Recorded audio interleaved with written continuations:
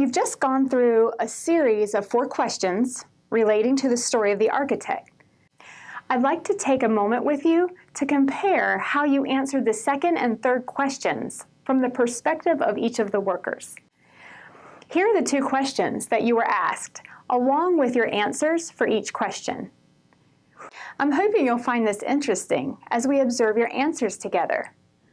So in an analysis of your worldview of rewards, it seems you focus on the way people are rewarded and see rewards differently, depending on whether you are on the right or wrong side of what seems fair.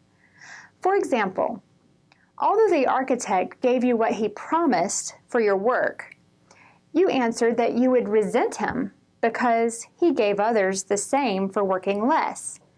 Yet, put in a different situation, you felt guilt or shame because you got more than you should have. What could you learn about yourself from this example? It seems that your worldview orients you to focus on the way rewards are given out for work rather than on what the person who gives out the rewards is like.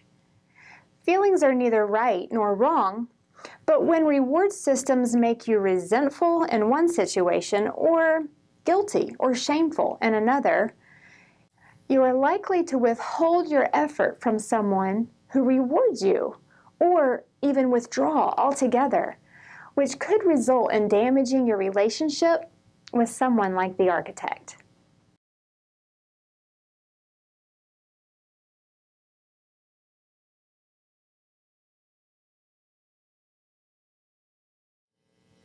Finally, let's explore one last point the storyteller may be wanting you to know.